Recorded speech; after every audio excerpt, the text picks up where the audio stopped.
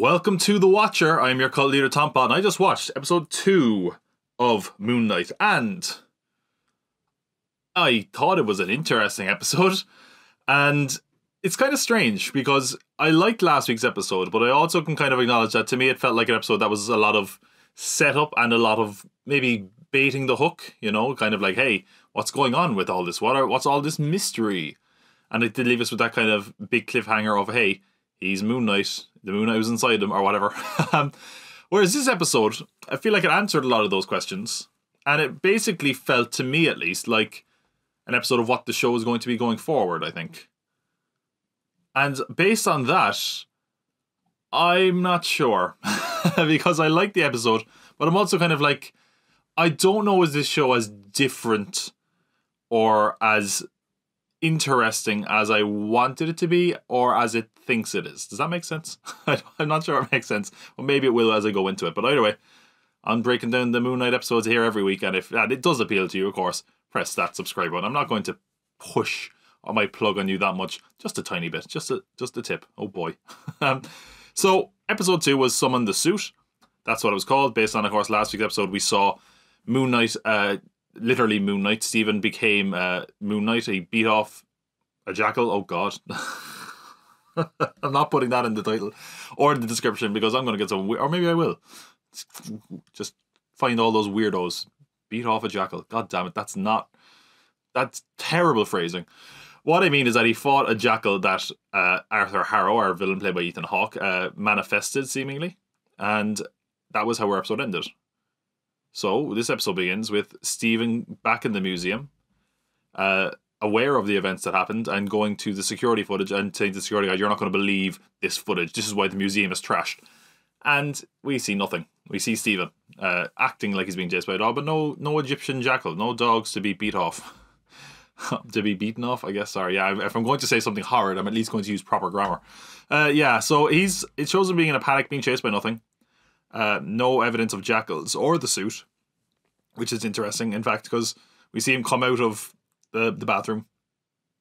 No suit. And it's not Stephen, because this doesn't need to be Stephen. He says it's not him. So presumably it's Mark. And yeah, that's interesting. He gets fired from the museum. They do offer him help for his issues, which is, hey, good on the museum. Maybe they got painted a bad light. And yeah, we're done with the museum, I guess, after one episode. I thought that was going to be a bigger deal. But I'm glad that it's not, because it does feel like it's expanding the scope. Certainly by the end of the episode, that is the case. And as we mentioned in the last episode, he found a phone and he found a key in a kind of a hideaway in his apartment that belonged to Mark. And we didn't hear a lot about the key. Of course, the phone was how Lila contacted him. But the key had a big kind of key ring on it. Like, honestly, a ridiculously big key ring. But they obviously just made it big enough so the audience could be like, oh, I see it. I see the logo. And wouldn't you know it, as Mark is leaving the museum, he passes the very same logo. I should mention as well, he talks to Bertrand Crowley again. Or Crawley. His friend, who is a statue. He says nothing. He's his friend in the comics. In this, he's just a statue, I guess. I'm waiting for like the comedic moment where he says something so outlandish that your man is like, fuck it, hell, or something. You know, he just snaps out of being a statue. Maybe it won't happen. Or, I don't know, it's very obvious. If I'm thinking of it, it's probably obvious. So that key belongs to a storage locker. And naturally, he goes to the guy at the front desk and is like, hey, I'm this guy and I got a locker. And he's like, I recognize you, of course, you're always here. Because it's seemingly a locker belonging to Mark Spector. I don't know why I winded that up. It was very obvious it was Mark Spector. And yeah, we get a bit of a kind of a Born Identity kind of moment here, because inside is a cot where he presumably sleeps at times, and a gear bag, and the gear bag contains a gun, money, and a passport saying Mark Spector. Again, very Born Identity, which would have been a good episode title. The Born Identity, maybe BORN, because presumably Mark Spector is his Born Identity. I don't know. But also, most notably, is the Golden Scarab, which we saw at the end of the last episode, when he was beating off Ethan Hawke. Beating off Ethan Hawke. That'd be a good episode name, wouldn't it? Oh god, this is a train wreck. But let's keep going, because fuck it. He has the Golden Scarab, and he activates it and recognizes it now as a sort of a compass. And in the reflection of the metal walls, get used to reflections, by the way. They're everywhere in this episode. He's talking to mirrors. He's talking to windows. He's talking to the shiny metal in this case. And wouldn't you know it, it's Mark Spector basically saying to him, hey, don't do that. Go to sleep and leave me take over. Don't mess with that stuff. He also says he serves Khonshu, and Steven does too. He is Khonshu's avatar and delivers his justice to those that hurt the vulnerable. We talked a bit about that in the last episode we did. We talked about the history of Moon Knight and what the character was, and yeah, basically it is that. We get the answers this week that we didn't necessarily get last week. So based on that, he says his deal with Khonshu is contingent on Steven not getting involved. Steven panics, grabs the bag of illegal stuff and tries to run to the authorities saying like, I'm going to turn this in, I'm going to get help, and you know, I'll be put in a padded cell, that's fine by me. We get some very cool horror shots as he's exiting. We see Khonshu kind of flashing behind him, the lights are flickering. Again, we got that last week. Things you should get used to. Smashed mirrors, flickering lights. That's what I kind of mean when I feel like, yeah, maybe these are kind of tropes, and I don't know if the show is as clever as it is, thinks it is by using them constantly. But you know, I thought it was a very cool visual seeing Khonshu, and Khonshu was a very imposing presence that we see a lot in this episode actually. But yeah, he's trying to escape. Khonshu appears to be kind of stalking him, flashing in front of him, flashing behind him, and as he exits, Khonshu kind of appears to follow him, and as you know, he's blocking his path 2 seconds later, and then he falls, kind of stumbles out the door, right into the road, and wouldn't you know it, what a convenient time to be passing Layla. Which, you know, I should say, I'm joking about it being convenient, because, well, it was very convenient, but she does say she's kind of tracking his phone, because she assumed that's what Mark would want. Interesting is that Steven actually recognised her voice. I don't know if he recognised her voice, or just there's so few people that would recognise him, because she's like Mark, and he's like, you must be Layla, I guess. So yeah, he's now on a scooter with Layla. Now we get some interesting information here. This is our first appearance of Layla. We speculated last week, you know, that Layla is an original character for the MCU. There is one character called Layla in Marvel Comics I could think of, which was the mutant, which had a lot of dealing with House of M.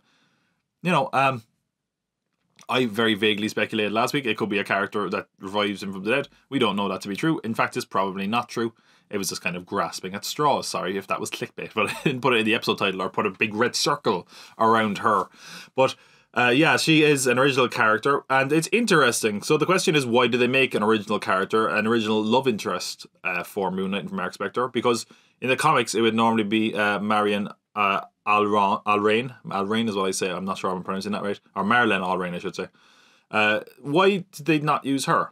Because that's, you know, the long-standing love interest for Moon Knight. And I think it comes down to a few reasons. Marlene is a character who is very much tied to Mark Spector and Moon Knight in the comics. In fact, it is the fact that Mark Spector kind of defends her from Bushman that leads to him being fatally shot by Bushman. Now, as we mentioned last week, Bushman is not in the show because they were worried he was too similar to Killmonger from Black Panther. So maybe they just figured if you introduce Marlene, you have to introduce Bushman, you have to introduce the whole origin, and they didn't want to focus on that. And as a result, they created a new character. It does feel like you're robbing the show of something, though, that is quite significant to the character's history. Interestingly, they are married. But she also is aware of who he is. Basically, she's like, this is your latest fake identity. He says, no, this is real. He does not drop the act like she expects him to. And yeah, she also says, you know, I knew you'd be fine because you have the suit. So she basically knows everything about him. They've worked together in the past, as we will learn in a sec, and they are married. That's all you need to know from that. Back at the flat, Steven tries to show Layla the scarab. Up to that old trick, say, we've heard that excuse before. Let me come back to my place and let me show you my scarab. All this excuse in the book, Steven. But Mark interrupts him again. He's in the mirror again. This lad loves being in the mirror. And he said that doing so is going to make her a target and get her killed. And Mark kind of stops himself mid going through the bag, and she just says, fine, will I look? And doing so, she finds the scarab. And now we know officially what the scarab is for. Basically, it's going to lead the way to Amit's tomb. Now, we talked about Amit last week as well. Amit was, of course, the god that kind of sat at the kind of gate of the underworld and devoured the heart of someone who was not worthy of the underworld. Someone who is there in the judging process for the afterlife. And, of course, very pivotal to Arthur Harrow's character. That's the crocodile head we see on his cane. The scales are the scales where they weighed the heart against the feather of... Oh, god damn it. This is what happened last week. I couldn't remember the name of the god whose feather it was. Maybe that's my running arc. Will I remember the name of that god by the end of the show? We shall see. So, yeah, that's what's going on there. She takes the scarab, she recognises it and says she's really mad at him, obviously. She's like, we've been working together for this. Why are you keeping this from me? And Steven's like, hey, I don't care. Just take it. I have no interest. I just think you can help me and I need help. And, yeah, she's kind of sad as well at that point because she kind of realises, I think, that Mark really is that person that or not Mark, that Stephen is, you know, a whole different identity and that he doesn't remember their adventures together, which is kind of sad. And there's kind of bits of this throughout that make it quite sad. So we especially see the Stephen character not knowing where he fits in the world and who he really is, whereas the Mark character, at least from the outside looking in, seems a lot more together and aware because, I mean, I guess, you know, once you come back from the dead and get possessed by a god, I guess it gives you some perspective. At this moment, a woman knocks at his door looking for Stephen Grant, and it's two detectives, apparently. They snoop around while Layla hides. She actually goes out onto the roof to hide, which is a pretty inventive hiding place. And as they're doing it, they're like, you are in possession of a stolen item. And also, as they go through the bag to look, they find the fake passport. And they're like, hey, you're under arrest for a fraudulent passport and for stealing, if you're not going to tell us it, because of course Mark doesn't actually have the scarab at this point. Layla has it, and that's what they're looking for. At this point, he's put into the back of a car, and they look up the name Mark Spector.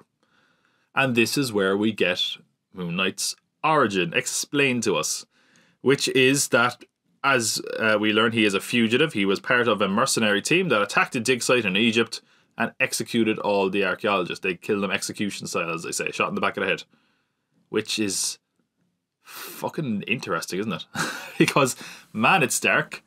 Maybe that's why they won't show his origin. I like that they're giving this Mark Spector, you know, making him an out-and-out kind of villain, evil character to a certain degree. Even though we do see some humanity to him, which is exactly what Mark Spector should be. So I really like what they've done here. And again, I don't know if we're going to see his actual origin. And I think there's another reason why we might not see it later on. But, you know, it's explained. So it's canon. It follows the comics, which, as we all suspected, yeah, is accurate to the comics. In this way, not in a lot of other ways, which might annoy fans, as we will get to.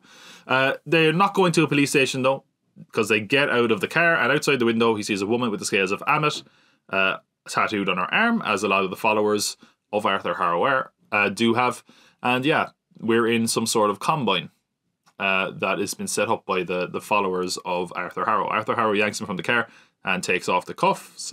Basically says, hey, the police work for me. And they do a great job. Give me a round of applause for them. He doesn't go that far, but almost.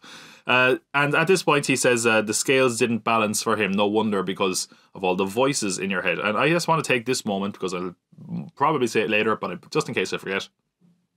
I love Arthur Harrow as a villain. I just really like a lot of MCU villains go over the top. They go really, really big. And there was a moment in this where I was like, I don't know if I like this about this character. What I like is that he is, as much as there is a kind of supernatural nature to him, I like how real he is. I like how dark and sinister it is, but also that he doesn't see himself as a villain. And that's what a good villain should be. They don't see themselves as a villain. And I just really like the kind of religious zealot angle that we're getting. It's different for the MCU. We haven't really seen a villain like this, in my opinion. I think the closest we would have got to it is if we had Ben Kingsley as the real Mandarin. Someone who has this ideology and believes in themselves. And I just really like it. I heard, you know, he had inspirations from like David Koresh to a few other cult leaders. And I think you can really see that. And I like his kind of cold and measured response. That's just really kind of something very upsetting about it. And he also has some great lines. I just really enjoy this character. And to get Ethan Hawke in the MCU is a win. I was talking last week about what the future of Moon Knight would be. Apparently he's only signed a 6-episode limited series, and that's it. I've heard some people suggest that means it's going to be a one and done. He'll never return. I've heard other people suggest, yeah, that's what Marvel contracts are now. That they're not like a big long contract. But either way, I mean, it's great to get this. And I do think there's a chance that they could show up somewhere else. And I also think there's actually some leeway presented later on if he doesn't return. So we have something very interesting. I talked last week about his origin, and I said that there's kind of changes in origin. Sometimes it's that Khonshu picked him because his mind was easy to bend. Sometimes it's Khonshu broke his mind, and they allude to that here. He says, did Khonshu choose your mind because it was easy to break, or because it was broken already? Which is again interesting. And what I really like is that it feels like all of the origin stuff is really, really interesting. And he's finding it out at the same time as us. So it gives us time to kind of react in the moment. It feels like it's really reflecting our journey with the character. Khonshu appears telling Stephen to kill Harrow, but Arthur tells him not to listen. You don't have to do what he says. And he insists that he not get into the suit, but that he should look around with him. and he shows him around the commune he's developed. And you know what? Fair play. It's a nice commune, man. They're growing vegetables, playing a bit of soccer. They're speaking at least 3 languages, by the way. Very impressive. And they have killer lentil soup, I believe it is. Seems like a nice place. But then again, don't all communes seem very nice up until the end when, you know, they're just getting in a massive gun battle with the ATF or whatever the fuck. So Khonshu, as he mentioned, is persisting, and Harrow says that, and this is something that I found very interesting, but also I feel like it didn't feel like as big a moment as it could have. Maybe we'll return to it, but I thought it was an interesting wrinkle. So basically, Khonshu is like going on and on in Stephen's ear. I guess through Merrick to a certain degree. And Harrow says that Khonshu often throws tantrums, and that's why he was banished by the other gods. And he then says he can't hear Khonshu, even though he's pretty much saying exactly what he says, but that he was once his avatar too. He was the Fist of Vengeance. AKA, he was Moon Knight before Mark Spector. Wow. This is what I mean. This felt like it should have been a big moment, but it wasn't necessarily treated as a big moment. And I think what is interesting about the show is that they're very much making it like a role that is passed on quite a bit. It's not necessarily tied to Mark Spector being Moon Knight. You know, that Arthur Harrow was it before. Mark is it now, and they hint that, you know, when Mark is done, it could go to someone else. We shall see. But I can see some people saying that, you know, it kind of makes Mark's role less pivotal. Again, we don't know how his story happened, and that's what I think will be interesting. It'll be interesting to see his origin of how he became Moon Knight. Probably more than Mark's, because we can expect Mark's already. We know what it is. And I assume it would be relatively similar. But yeah, it is cool to have a character that's, you know, has this dark past and also has a certain kinship and connection to Khonshu the villain. And again, he's an original character. But I think it's good. I think it's a good choice they made, even though I'd understand if people were kind of upset by it. So Arthur tells them that basically, like, by the time you act as the Fist of Vengeance, it's too late. That's why he wants to resurrect Ammit, as she acts before the evil is done. And he has a great line then. And again, I have this, a lot of the quotes I have from this episode that I'm like, this was really good, are from him. He says, Ammit will light the path of good by eradicating the choice of evil. He asks about the scarab, and it says it functions again to lead to Ammit's tomb. And what is also interesting here is that we get a moment where Stephen kind of has a bit of backbone, which he hasn't so far. But Mark is saying to him, don't give up Layla. Harrow tries to speak directly to Mark and tells him that even if Khonshu says this is his last mission, it won't be. And then he kind of stands up a bit for himself. Stephen is kind of like, you know, he's playing from a position of weakness, really, surrounded by, you know, cult fanatics that would want him dead. And he's like, hey, I don't know, you think this what Ammit's going to do is good? How is it? Like, it's a moral. He brings up the kind of moral issue, and it's like you're acting on like people's thoughts at times. Everyone has horrible thoughts at times, but you know this isn't right if you're going to kill them for that, and you're killing someone for a possibility of something they might do. You're talking about killing children before they've done anything evil, which, you know, killing the children. It feels like he made a bit of a leap there. I don't know if they said, hey, yeah, we're going to kill them when they're kids, but you know, that's a good way to get people on your side. Hey, you're killing children. Oh, boo those people. And yeah, that's interesting. I just thought it was cool to have him be a bit assertive and stand up for himself. And again, we have another great line from Harrow. He says, sometimes the cure is a little taste of the disease. Perfectly villainous, but also kind of righteous, you know. After that, Harrow shows Stephen his cane. He says, and we get a bit more of explanation from it here. He says it's a gift from Ammit to her first avatar, so he's the first avatar of Ammit, and contains a sliver of her power. His followers begin to back away, so you're like, oh man, oh shit, go. The cane begins to glow, and he asks Stephen where the scarab is. And just at that moment, not having to answer, not having to give Layla up, Layla shows up with the scarab in hand. And she's like, yeah, summon the suit. Let's get out of here. We're okay. Keep the scarab safe. Put that suit on. And he's like, what? I don't do that. Help. Harrow starts to use the cane. And again, this is what I was talking about when I was like, less glowy sticks, please.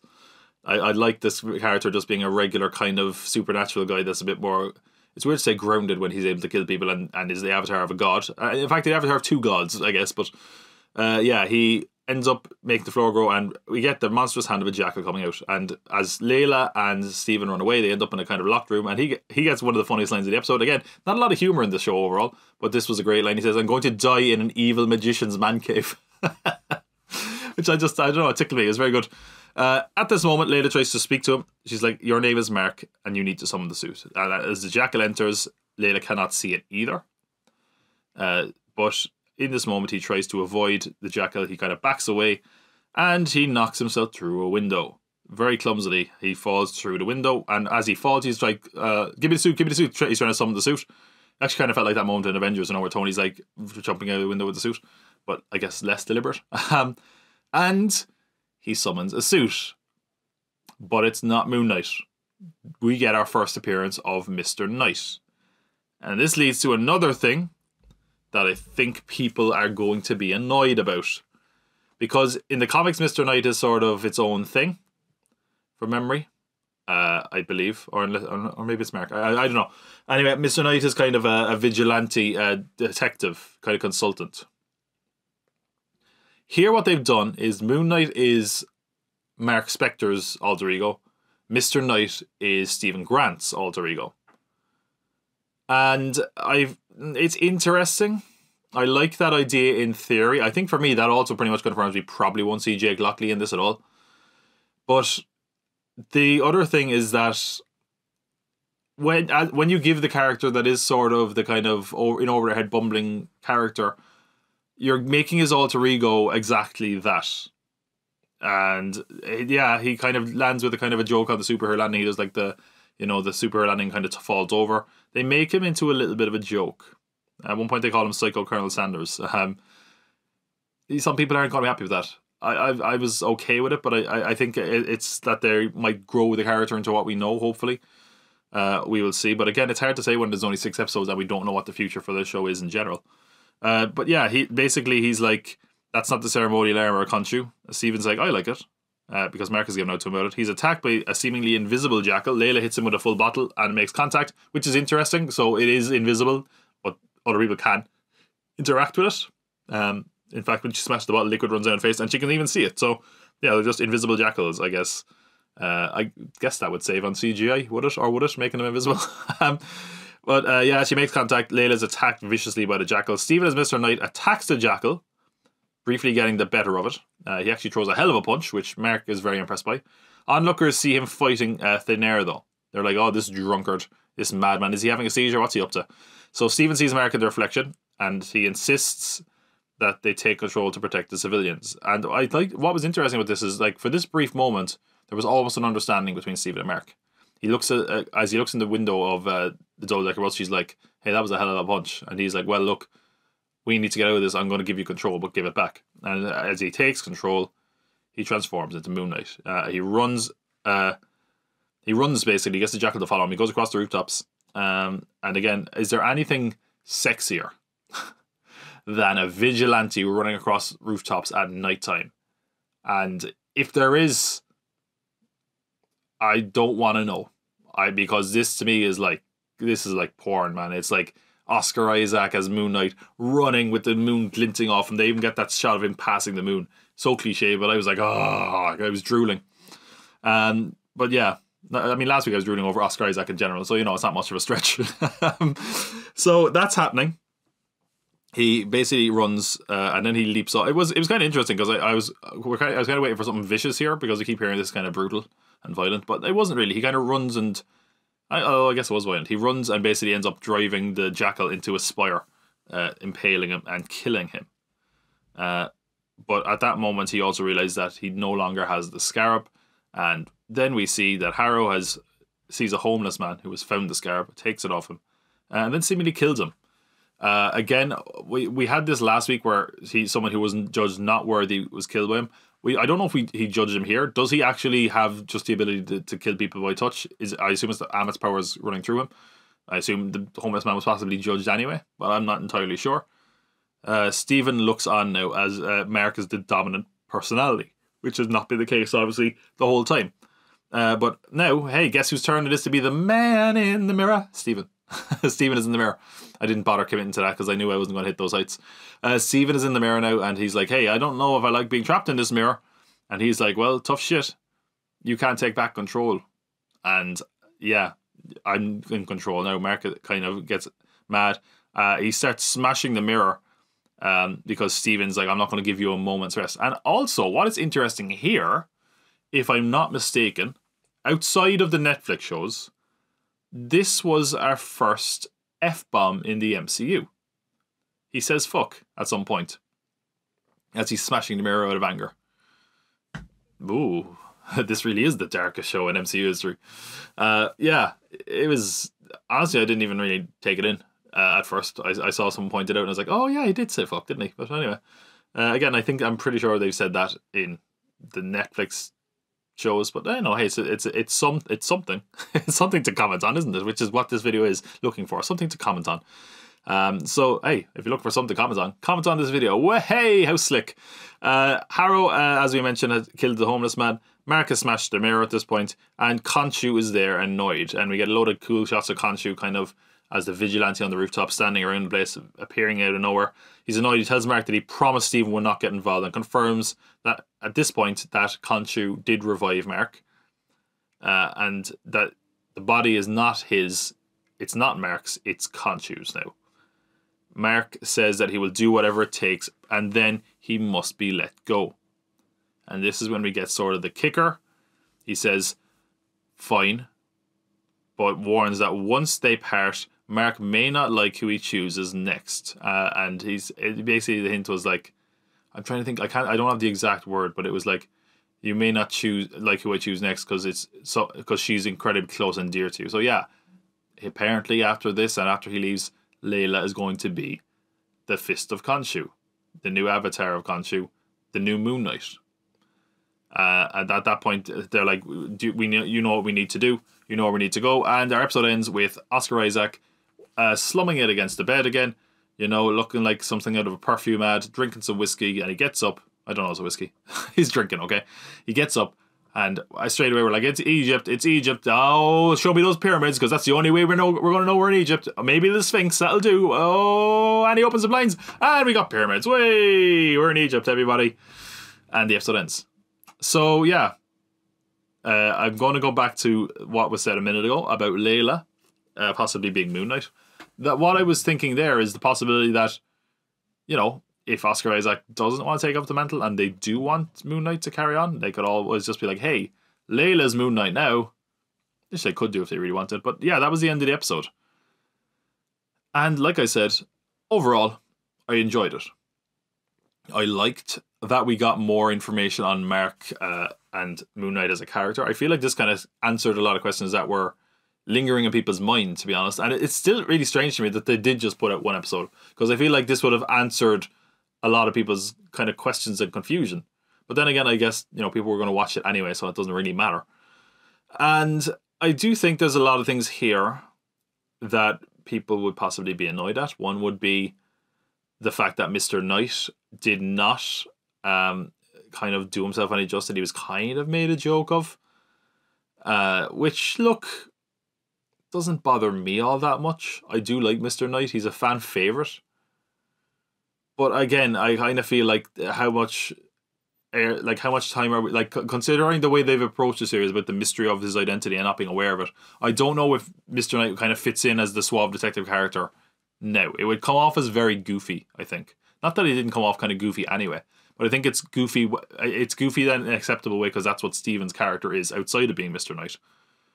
Some people might be annoyed that Arthur Harrow was the first Moon Knight, or a Moon Knight before.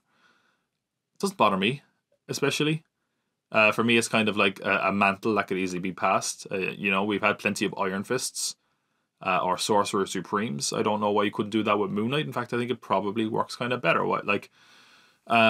So I also think that even though that character is not in the MCU, not in the comics, an original character, Arthur Harrow, I think he's working phenomenally well, and I think that connection to Khonshu, and because of that, a connection to Mark, makes it far more interesting.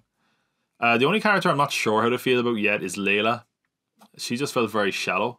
She didn't get a lot of air time in the episode, and a lot of time it felt like She was just there for exposition.